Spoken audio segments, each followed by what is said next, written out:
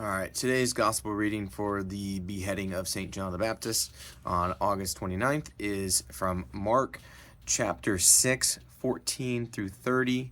And this is according to we'll do the explanation afterwards, according to the Blessed Theophylact, who is the 11th century Archbishop of Bulgaria and Ohrid. And King Herod heard of him, for his name was spread abroad, and he said, that John the Baptist was risen from the dead, and therefore mighty works do show forth themselves in him. Others said, that is Elijah, and others said, that is a prophet, or as one of the prophets. But when Herod heard thereof, he said, it is John whom I beheaded. He is risen from the dead.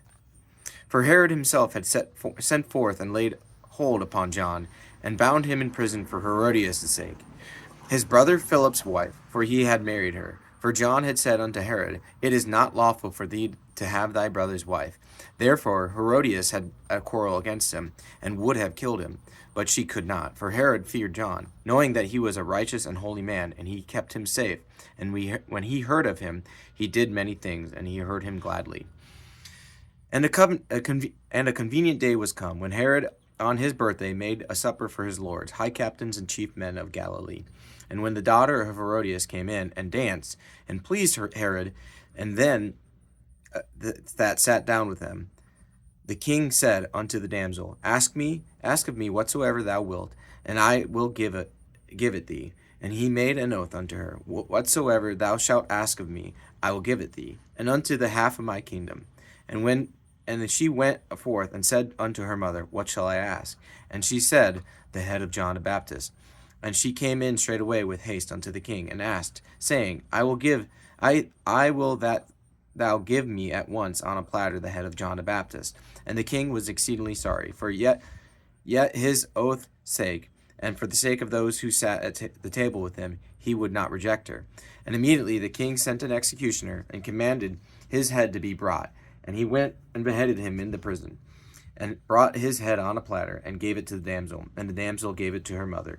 And when his disciples heard of it, they came and took up his corpse and laid it in a tomb. And the apostles gathered themselves together unto Jesus, and told him all the things, both what they had done and what they had taught. And he said unto them, Come ye yourselves apart into a desert place, and rest for a while. For there were many coming and going, and they had no leisure so much as to eat. And they departed into a desert place by boat privately. And the people saw them departing, and many recognized him, and ran afoot thither out of all the cities, and arrived first, and came together unto him. So the explanation, according to the Blessed Theophylact, this Herod was the son of him who slew the infants. He was a tetrarch. But Mark calls him king, using the name without differentiation. When Herod then heard of the miracles of the Lord, and knowing that John, whom he killed without a cause, had been a righteous man, he suspected that John had risen from the dead, and by virtue of his resurrection had acquired the power to work miracles. For previously John had not worked any sign, but after his resurrection Herod thought that John had received the power to work miracles. Others thought that Jesus was Elijah, for he rebuked many, as when he said, O faithless generation, as in Matthew 17:17. Herod was a coward, and he was so wretched that he was even afraid of the dead. And from 17 to 20, his explanation here is, Mark here gives parenthetically the account of John's death, making use of the opportunity. Some say that Herod stole Herodias away while Philip was still living, and on this account they reprove him as a transgressor of the law, marrying the wife of his brother who was still living. Others say that Philip had died, but had left a daughter.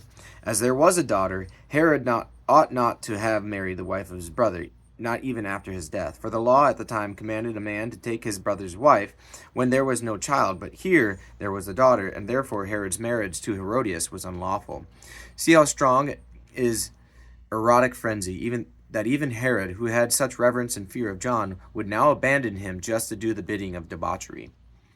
And the explanation for 21 to 29. A drinking party is convened. Satan dances by means of the young girl. An unlawful and ungodly and indeed mindless oath is sworn, and the wicked woman says, Give me at once at this very hour.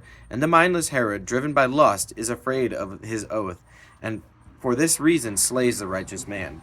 But in this case he ought to have broken his oath, rather than commit such an abomination, for it is not always good to keep one's oath. These things may also be understood in a spiritual sense. Herod represents the fleshly and superficial Jewish people.